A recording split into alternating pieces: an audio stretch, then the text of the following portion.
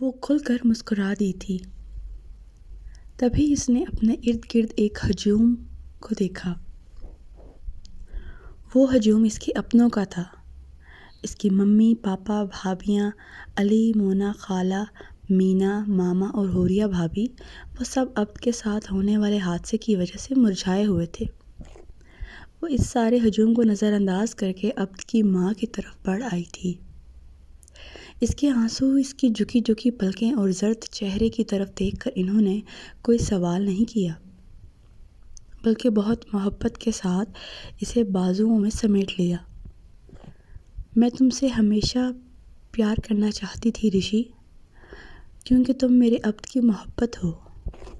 اسی پر ڈاکٹر نے عبد کو روم میں شفٹ کر دینے کی خوشخبری سنائی۔ آپ لوگ باری باری ان سے مل سکتے ہیں، ڈاکٹر نے ہدایات دی۔ سب نے سب سے پہلے اسے گھسیٹ کر کمرے میں دھکیل دیا۔ وہ اس قدر شرمندہ تھی کہ نظر بھی ملانے کا حوصلہ نہیں تھا، مگر یہ ہمت اور حوصلہ تو خود میں لانا ہی تھا۔ وہ خاموشی سے اسے دیکھے گئی۔ وہ بولتی بھی کیا، اس کے پاس الفاظ ختم ہو گئے تھے۔ اس کی آنکھوں سے آنسوؤں کی جھڑی لگ گئی۔ رشی بس کرو، وہ بہت دیر اسے خاموشی سے تکنے کے بعد دھیرے سے بولا، مگر اس کے رونے کی شدت میں اضافہ ہی ہوتا جا رہا تھا۔ عبد نے بے بسی سے اس کے آنسوؤں کو دیکھا۔ رشی، میں اٹھ کر تم تک نہیں آ سکتا، پلیز خاموش ہو جاؤ، کیوں میرے صبر کا امتحان لیتی ہو؟ مجھے معاف کر دو عبد۔ رمشا نے اپنے دونوں ہاتھ اس کے پیروں پر رکھ دیے۔ اس کے شفاف موتیوں جیسے گرم آنسو عبد کے پیروں پر گر رہے تھے۔ وہ تڑپ کر رہ گیا۔ میں نے جو کچھ کیا، میں اس پر وہ کچھ کہنا چاہتی تھی جب عبد نے بے اختیار اسے ٹوک دیا۔ میں تم سے کوئی وضاحت نہیں طلب کر رہا، بھول جاؤ، میں بھی بھول گیا ہوں۔ خوشی اس بات کی ہے کہ تمہارے دل سے نفرت کا خاتمہ ہو گیا ہے۔ رمشا اس کے قریب چلی آئی۔ تمہیں میری محبت پہ شک ہے؟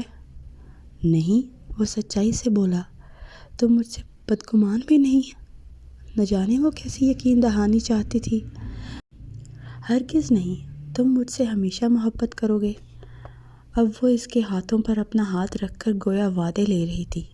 ہاں، عبد کو ہنسی آ گئی۔ کبھی بدلو گے تو نہیں؟ بالکل بھی نہیں، عبد کھل کر مسکرا دیا۔ اب میں بھی ایک دو وعدے لے لوں؟ وہ گویا اجازت طلب کر رہا تھا۔ ہاں، اسے مسکراتے دیکھ کر رشی کا دل ایک دم ہلکا ہو گیا۔ تم کسی سے بدلہ تو نہیں لوگی؟ نہیں۔ غصہ تو نہیں کرو گی؟ وہ مسکان دبا کر پوچھنے لگا۔ نہیں۔ معاف کرنا اور درگزر کرنا سیکھ جاؤ گی؟ اس نے مسکراتے ہوئے پوچھا۔ بالکل۔ ہمیشہ خیال رکھنا چاہیے رشی کہ کہیں آپ کے انتقام کی لپیٹ میں کسی کا نازک دل تو نہیں آ گیا۔ دل تو اللہ کا گھر ہوتا ہے رشی، اور اللہ کا گھر ڈھانے والے اللہ کے مجرم۔ وہ اس کی گلابی ہتھیلی کو بے ساختہ چوم کر کہہ رہا تھا، جبکہ رمشا کا سر بے اختیار اس بات میں ہل گیا کہ معاف کرنا افضل ترین عمل ہے، اور وہ اس عمل کو اپنی زندگی میں ہمیشہ کے لیے شامل کر لینے کا عہد کر چکی تھی۔ عبد کی آنکھوں کی روشنیاں رمشا کی آنکھوں میں اتر آئی تھیں، اور ان دونوں نے ان روشنیوں کے ہمیشہ قائم رہنے کی دل سے دعا کی تھی۔